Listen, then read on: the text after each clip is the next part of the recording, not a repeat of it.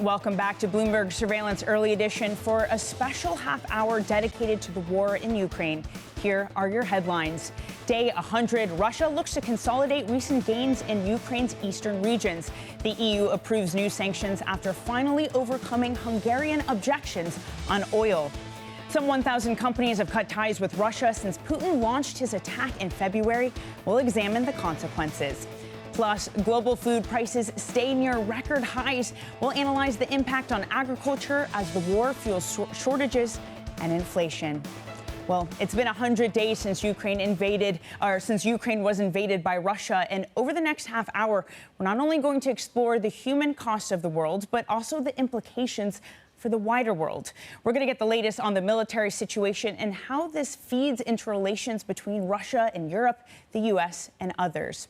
The EU has finally overcome Hungary's objections to approve the Bloc 6 package of sanctions against Moscow, just as President Zelensky warned Russian forces now occupy about 20% of Ukraine's territory.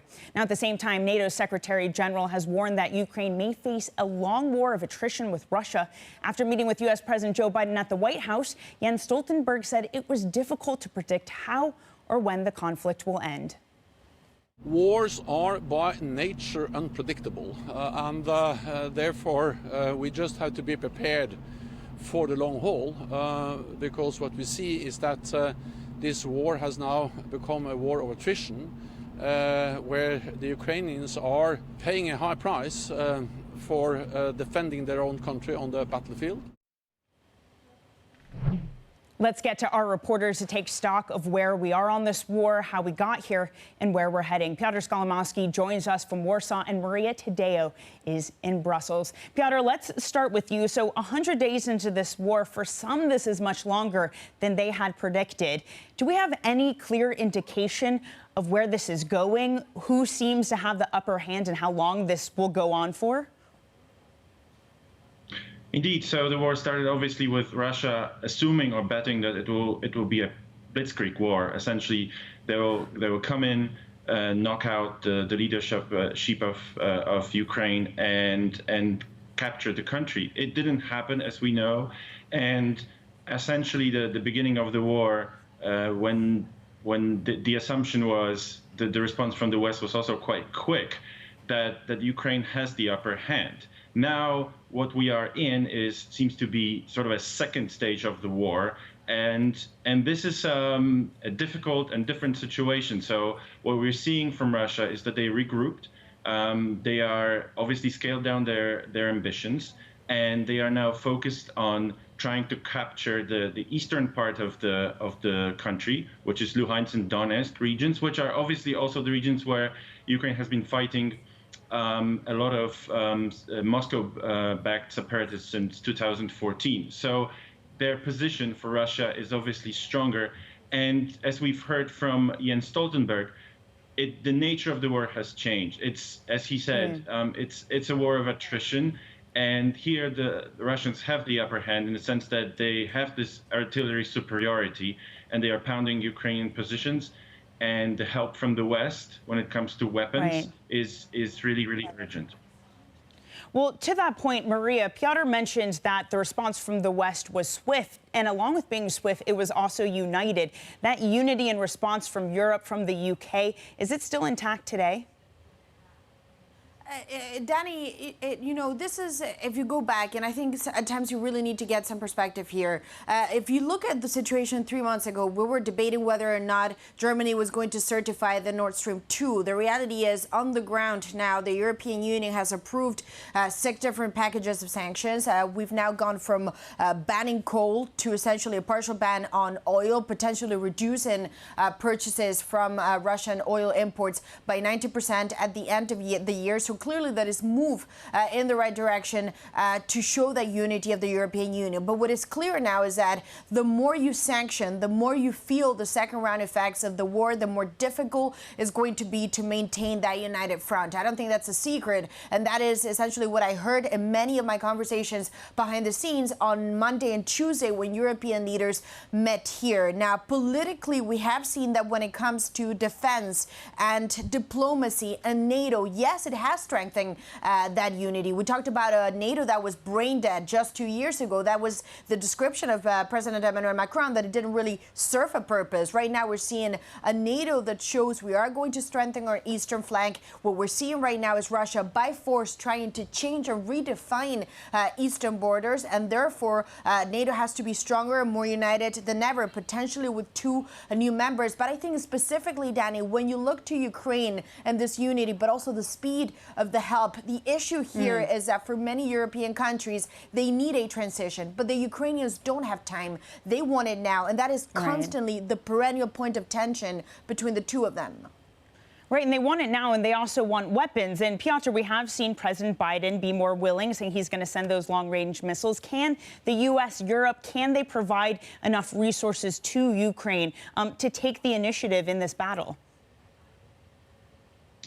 Well, obviously, as you pointed out, it was actually quite interesting what Biden has done, because it's been an about face. Initially, he was against sending those artillery systems that have a range of 50 miles, and he was worried that basically Ukraine will use this artillery to shoot across the Russian border. And a few days later, this has changed, and he approved that, and then the system will be sent. So obviously, this is important, and as Maria said, Ukraine keeps pushing for more weapons to be sent, and that's crucial because at this point, what we're seeing is Russia is pounding the positions that Ukrainians have. They don't have the artillery to respond, and obviously getting this artillery or those systems to the position that Ukrainians have is also very difficult logistically. Yeah, Piotr, I'm just going to jump in here because, Maria, I just want to wrap things up with you in terms of where we go from here with Europe, not just with energy and commodities, but also at the same time prospects for expanding NATO. You touched on this a little bit. Quickly, just wrap up the thought. Yeah, I think commodities is part of it, but the core question here is, when you look at this victory of Ukraine, everyone says Ukraine has to win this war, but what does it actually entail? What does it mean? When you talk to different European officials, to me, it is not clear they have a simple definition for this, and the objectives of a victory, I think, really change depending on the countries. It's not the same to ask a German than a Baltic country. The other big issue, Dani, and this is going to become a heated debate, is what to do with Ukraine in the European Union. We know that the Ukrainians are pushing very hard to get the candidacy status in about 3 weeks' time. For the European Union, however, this is a very tricky, heated question. And for the time being, there is no consensus as to whether or not that status would be granted to Ukraine, which for them, of course, for their morale in the midst of a war, would be very detrimental not to get it. Maria, Piotr, thank you very much. That's Bloomberg's Piotr Skolimowski in Warsaw and Maria Tadeo in Brussels. Coming up, hundreds of corporations have cut ties with Russia over its invasion of Ukraine. We'll look at the fallout next. This is Bloomberg.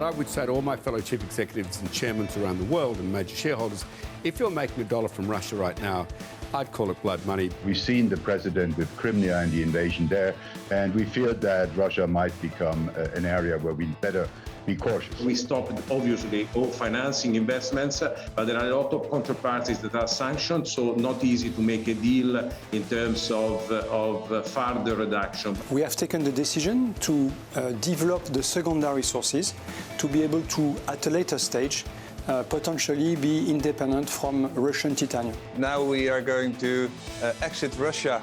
We need to compensate that, but we have a very good plan in SAIL 27. It's not something that you can just shut the shop and walk out. I mean, so we are in the process of course, stopping investments, and so there's no more growth possible in the country at this point. We advocate, and others are advocating, a full embargo on natural gas as well, but it will probably take some time.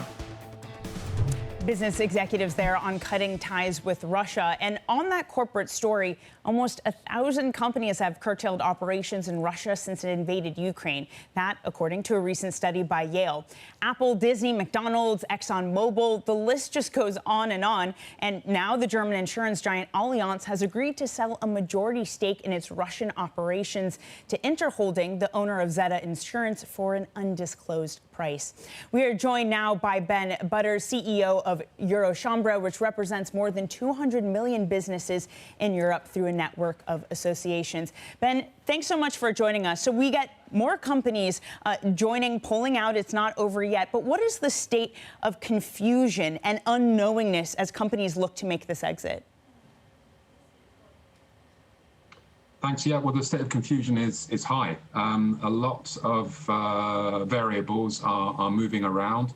The Russian parliament, the Russian government keep coming up with new rules. So as one of the extracts you just showed indicate, it's not just a matter of locking the door and leaving. There's a lot of different components that need to be considered, not least the people who've worked for the company for many years and are, of course, suffering because of the economic situation in Russia. So there are many different factors to consider. And as I said, the goalposts are constantly shifting. Ben, to the point of companies pulling out of Russia and the economic situation there, how much has this actually hurt Russia to have these corporates in Europe and the U.S. leave? I would say it's hurt them a lot, and obviously that's the objective of the sanctions. The idea behind them is to make life difficult for Russia, to ensure that that the money needed to fund this terrible aggression against Ukraine is cut off at source. So yeah, it's difficult for European businesses, and they recognise that, they understand it. And we, as a international chamber organisation, our usual instinct is to oppose sanctions. But on this occasion, we of course fully recognise the need because of the unprecedented scale of the actions taken by the Russian state. So companies are ready to bite the bullet. Well, Ben, you say you oppose sanctions. If I can jump in here, you say you oppose sanctions, but a lot of this has been self-sanctioning. Should it go further than self-sanctioning and actually be something that governments are mandating? Well, in many respects, governments are mandating this because by making the Russian economy such a difficult environment to succeed in commercially, it's no longer viable for some companies to continue operating in Russia. We've just had the 6th set of sanctions come out from the EU, which are making every time these sanctions are updated, it's becoming harder and harder to do business. But as I said, actually, for European companies that are active in Russia, we need to help them find an orderly way of leaving, to comply with these very stringent rules that are being imposed by the Russian state, making it a criminal offence to comply with sanctions. Excuse me? What does that help look like? You say they need help. What would that be in the form of? Advice. They need advice. They need to be told what's happening when, because the Russian parliament and the Russian state are constantly updating their bills. They need to be told what they need to comply with and when they need to comply with it and how they need to comply with it. And that's where chambers can help. I don't think we're talking about financial support here, but it's really just guidance on what they need to comply with and how. Is there any way back in for these companies, Ben, if and when this war does end? Well, we need to work on that. We need to hope so. At the moment, of course, in the short term, the objective is to make it to be punitive towards the Russian economy. So in the short term, there's no way back, I don't think, because there's no need to go back. There's no commercial argument to re-entering the Russian market at the moment. But we would be cautious about fully closing the doors, fully closing the dialogue, because at some point, hopefully in the near future, this war will be over.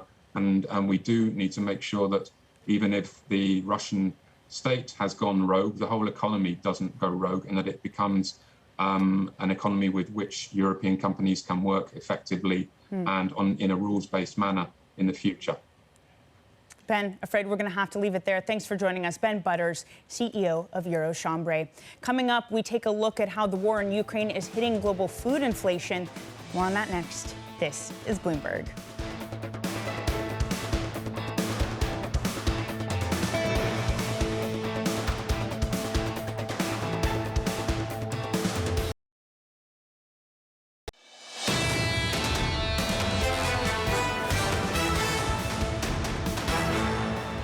Around 25 million tons of wheat right now in Ukraine, stuck in the silos and unable to be moved.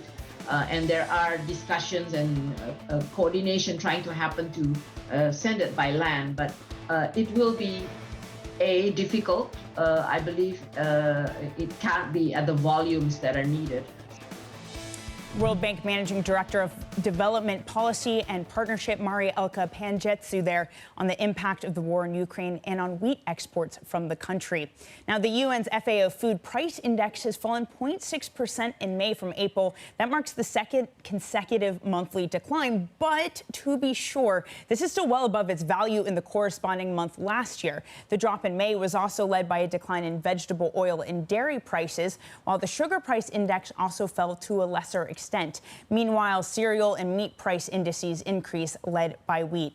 Joining us now is Mcdevitt, Senior Analyst for Agricultural Commodities Market Research at Rabobank. Michael, thanks for joining us this morning. And as this war takes shape, 100th day, the obsession, the concern when it comes to commodities has been all about the Black Sea, all about the Bosphorus Strait. You write that we are overemphasizing, we are misdirecting by concentrating on this. Why?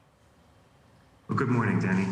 Yeah, I think it is an important point that the Black Sea has been stopped up and that Ukrainian goods cannot leave. In recent days, the market has reacted to the discussions between the UN and Russia about freeing up those goods, but we see it as highly unlikely at this stage that is going to yield any tangible progress. And even if it does, much of the damage in terms of productivity in the Ukraine, silos, and the goods, frankly, haven't flowed for over 100 days, is going to be felt in the market. So I believe it's a bit of a misdirection for the market to be focusing on this and not on other practical measures. What should we be focusing on, Michael? Well, there's an enormous amount of food in the world that is being used for energy, particularly in the United States and in Europe, for biodiesel, which is effectively vegetable oil, high-quality food ingredient, or ethanol, that's corn, that more than makes up for the shortfall in the Ukraine. So if some of that were freed up, you would see quite a dramatic increase in availability for food when right now there's very little of that. Well, we talk about usually the cure for high prices being high prices. You're describing a different scenario where the economic incentives perhaps are not aligned. How likely is that we stop using this biodiesel and redirect that towards food production? Well, I don't think it's very likely at all, because the countries that produce surpluses of vegetable oil aren't seeing the highest inflation, and they have constituencies which, of course, are less impacted than perhaps importing countries. But it's nonetheless an important thing to consider, because inflation is ubiquitous, and we are seeing inflation rising quite quickly, even in developed countries that have surplus goods. That inflation, Michael, coupled with the high food prices, we've seen unrest, for example, in Sri Lanka. Are we underestimating the risk that we see more widespread unrest? Oh, there's absolutely the risk that hunger is going to increase. In fact, I mean, I could just point at what hedge funds have been doing in the last couple of weeks. We've seen wholesale liquidation across, particularly if you look at corn, vegetable oil as well. I think there's a view that demand is going to solve inflation rather than supply. And that has, of course, that means hunger is going to solve the issue. When you have hunger, that leads to instability. In countries where this isn't an issue, the more developed countries, Michael, does there need to be demand rationing?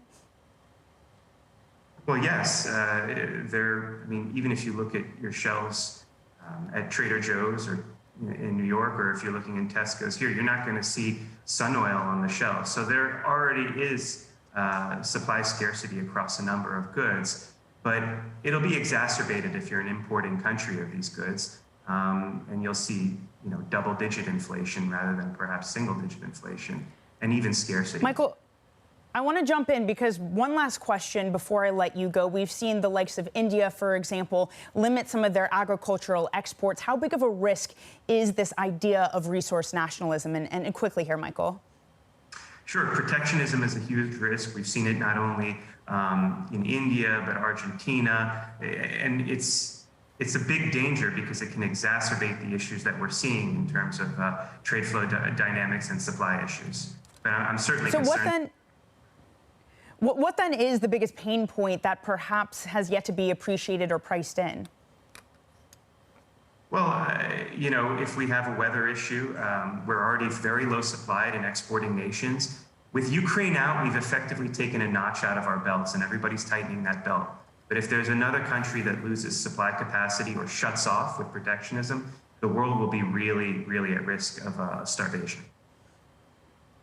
Yeah, I mean, a really sort of grim picture you're painting, Michael. I mean, I just want to leave on one note, sort of, what is the place that is likely that can make up for this to avoid the outcome which you're describing? And we have about a minute left here, Michael. Sure. Well, if the Ukraine opens up, that would be a huge benefit to the world. I think without the Ukraine, you'll see pickups in Europe, the United States, and South America. Of course, they won't offset that capacity, but they will help bridge the gap. And I think unequivocally, you are going to see demand rationing across a number of key commodities. That's just the reality of the status quo. But if Ukraine can open up, or if we see reductions of food for energy in the United States or in Europe, that would free up a lot of capacity to help assuage high prices. Michael, thank you very much. Michael Mcdevitt, Senior Analyst for Agricultural Commodities Market Research at Rabobank. Now that's it for our special program on the first 100 days of the war in Ukraine. Bloomberg Surveillance Early Edition continues in the next hour with Matt, Kaylee, and Anna. This is Bloomberg.